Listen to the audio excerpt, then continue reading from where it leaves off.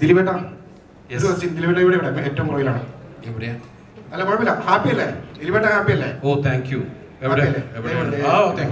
Happy അല്ലേ? Happy. എന്ന് ഇതുപോലെ ഹാപ്പി ആയിട്ട് ഞങ്ങൾ ചിരിപ്പിക്കുക, ഞങ്ങൾ എല്ലാവരും കൂടെ ഉണ്ട്. Thank you so much. ഈ വാക്കാണ് എനിക്ക് വേണ്ടത്. ഓക്കെ, എന്റെ ക്വസ്റ്റ്യൻ ധ്യാനോട്. ഞാൻ ഹാപ്പിയാണ്. അല്ല ഞങ്ങൾ ഹാപ്പിയാട്ടെ. ധ്യാൻ ബ്രോനെ ഈ സിനിമയിലേക്ക് വിളിച്ചപ്പോ സാധാരണ പോകാറുള്ള പോലെ അങ്ങനെ ഇങ്ങനെ പോയതാണോ, അതൊരു ഹിറ്റ് ഫിലിമിന്റെ ഭാഗമാൻ പോകുന്ന പോലെയാണോ പോയത്? കുറച്ച് കാര്യങ്ങൾ പറഞ്ഞു. അല്ല, ബിൻഡോയും ഞങ്ങള് മലയാളി ഫ്രം ഇന്ത്യ സിനിമ ചെയ്ത്, ബിൻഡോ ആയിരുന്നു അതിന്റെ ചീഫ് അസോസിയേറ്റ്, ഷാരിസ് ആയിരുന്നു അതിന്റെ എഴുത്തുകാരൻ. അപ്പൊ ആ സെറ്റിലാണ് വെച്ചിട്ടാണ് ബിൻഡോ ഈ സിനിമയെ കുറിച്ച് സംസാരിക്കുന്നതും. അപ്പോൾ ബിൻഡോയുടെ ലൈഫാണ് സിനിമ. അപ്പം ബിൻഡോ അപ്പൊ ഈ കഥ പറഞ്ഞപ്പോഴേ ഈ ക്യാരക്ടർ ഉണ്ട്, രണ്ടനിയന്മാരുടെ കൂട്ടത്തില് ഞാനും. എനിക്കൊന്ന് ഫസ്റ്റ് കാസ്റ്റ് തന്നെ ജോസൂട്ടിനായിരിക്കും. ആ കാസ്റ്റ് ചെയ്തല്ല, അവനെ ഡിഫോൾട്ടാ കയറി അവിടെ ഉണ്ട്. അപ്പോ അതെ, ഞങ്ങൾ ആ സമയത്ത് എന്നെ സംബന്ധിച്ചിടത്തോളം ബിൻഡോനോടും ഷാരിസിനോടുള്ള സൗഹൃദമാണ് ഈ സിനിമ വരാൻ മാത്രം. ഒരു ഹിറ്റ് കിട്ടിയല്ലോ, മനസ്സെന്തെങ്കിലും മാറിയാതെ ഇനി എല്ലാ ആഴ്ചയും ഇനി സിനിമ ഉണ്ടാവും. ഒരെണ്ണം കൊണ്ടൊന്നും ചെയ്ത പാപങ്ങൾക്ക് തീർന്നില്ല.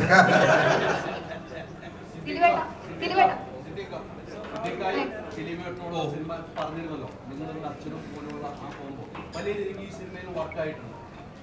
ഞാൻ നേരത്തെ പറഞ്ഞപ്പോഴാണ് തമാശ രീതിക്ക് പറഞ്ഞതാണെങ്കിലും നിങ്ങൾ തമ്മിൽ തമാശകൾ പറഞ്ഞ കൂടുതൽ ആളുകളൊക്കെ അതിപ്പോഴും നിങ്ങൾ വർക്ക് ചെയ്യണം.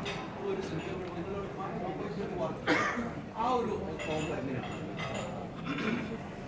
അതിപ്പോൾ ഞാനും ദിലീപും ഒന്നിച്ച് വർക്ക് ചെയ്യുമ്പോൾ മാത്രമല്ല, അല്ലെങ്കിൽ ദിലീപിൻ്റെ സഹതാരങ്ങളോടൊപ്പം അഭിനയിക്കുമ്പോഴും ഞാൻ എൻ്റെ കൂടെ മറ്റുള്ളവർ അഭിനയിക്കുമ്പോഴൊക്കെ നമുക്കൊരു സീൻ കിട്ടിക്കഴിഞ്ഞാൽ അത് മാക്സിമം നമ്മൾ ഇമ്പ്രൂവൈസ് ചെയ്യാൻ ശ്രമിക്കും. അത് ഹ്യൂമർ മാത്രമല്ല, അല്ലാതെയും പല കാര്യങ്ങളും നമ്മളങ്ങനെ ചെയ്യാറുണ്ട്. അതിപ്പോൾ ഈ ഷാരിസിനോടും ബിൻഡോയോടും ചോദിച്ചാൽ അറിയാം, നമ്മൾ സീൻ കിട്ടിക്കഴിഞ്ഞാൽ അത് ഇങ്ങനെ ചെയ്യട്ടെ അങ്ങനെ ചെയ്യട്ടെ, നമ്മളിങ്ങനെ ചോദിച്ച് അത് എത്ര കിട്ടിയാലും ഇത് കുറേ കൂടെ നന്നാക്കാനുള്ള ശ്രമം അതിൻ്റെ ഭാഗമായിട്ട് ദിലീപും ഞാനൊക്കെ സ്ഥിരം ചെയ്യുന്നതാണ്. ഇനി ഷാരിസും ബിൻഡോ വന്നിട്ട് അത് വേണ്ട ഇവൻ എപ്പോൾ കേട്ടു എന്നുള്ളതാണ് എനിക്ക് മനസ്സിലാവുന്നത്. ഇവരോട് രണ്ടുപേരോടും ചോദിച്ചോളൂ, നിങ്ങൾ എപ്പോഴാണ് വന്നിട്ട് നമ്മളോട് അത് വേണ്ടെന്ന് പറഞ്ഞിട്ടില്ല അവര്.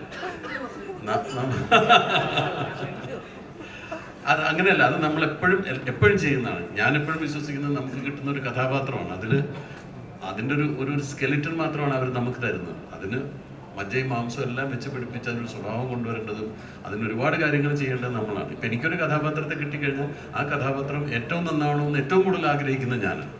അപ്പം അതിൻ്റെ സംവിധായകനും തിരക്കഥാകൃത്തിനും എത്രയോ ആളുകളുടെ കാര്യങ്ങൾ ശ്രദ്ധിക്കാനുണ്ട്. എനിക്ക് എൻ്റെ കാര്യം മാത്രം നോക്കിയാൽ മതി. അപ്പം ഞാൻ ആ കിട്ടുന്നതിൽ തൃപ്തനാവാതെ അതിനെ കൂടുതൽ നന്നാക്കാനുള്ള ശ്രമം ഒരുപാട് ചെയ്യുന്നുണ്ട്. അതുകൊണ്ടാണ് ആ 10-40 കൊല്ലമായിട്ട് ഇവിടെ നിൽക്കുന്നത്. ഞാനേ മനസ്സിലായോ? തന്നെയാണ് പറയുന്നത്. ധ്യാനെ, നീ ഒരു ശ്രമത്തിന്റെ ഭാഗമാണ്. അങ്ങനെയുള്ള അതിപ്പോ ദിലീപ് ഞാനും ഒന്നിച്ച് അഭിനയിക്കുമ്പോൾ മാത്രമല്ല, ദിലീപ് മറ്റുള്ളവരുടെ കൂടെ അഭിനയിക്കുമ്പോഴും ഞാനും മറ്റുള്ളവരുടെ കൂടെ അഭിനയിക്കുമ്പോഴും നമ്മൾ ചെയ്യുന്ന നമ്മുടെ ഒരു ജോലിയുടെ ഒരു ഭാഗമായി തന്നെയാണ് അതിനെ കാണുന്നത്. അതുകൊണ്ടാണ് ഈ ബാലൻ വക്കീലും ഇതൊക്കെ ഇങ്ങനെ വരാൻ കാരണം. എനിക്കിതിനെ കുറിച്ച് പറയാനുണ്ട്. അതായത് നമ്മൾ സീനിയർ ആയിട്ടുള്ള ആർട്ടിസ്റ്റുകളെ നമ്മൾ സിനിമയിൽ കണ്ട ആളുകളാണ്. അപ്പോൾ എന്തുകൊണ്ടാണ് ഇവർ ഇപ്പോഴും ഇങ്ങനെ ആക്റ്റീവായിട്ട് പുതിയ സിനിമകൾ തുടക്കക്കാരനെ പോലെ ചെയ്യാൻ ആഗ്രഹിക്കുന്നു എന്നുള്ളത് ഈ സിനിമ ചെയ്തപ്പോൾ എനിക്ക് മനസ്സിലായി.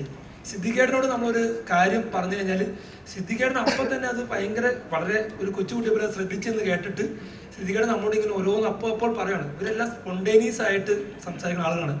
തീർച്ചയായിട്ടും അവർ അത്രയും ഉത്തരവാദിത്തത്തോടെയും അത്രയും റെസ്പെക്റ്റോടു കൂടിയാണ് സിനിമയെ കാണുന്നത് എന്നുള്ളതാണ് അവരുടെ ഈ സിനിമ ലൈഫിൽ നല്ല സിനിമകൾ അവർക്ക് കിട്ടുന്നതെന്ന് എനിക്ക് മനസ്സിലാക്കാൻ സാധിച്ചിട്ടുണ്ട്. തീർച്ചയായും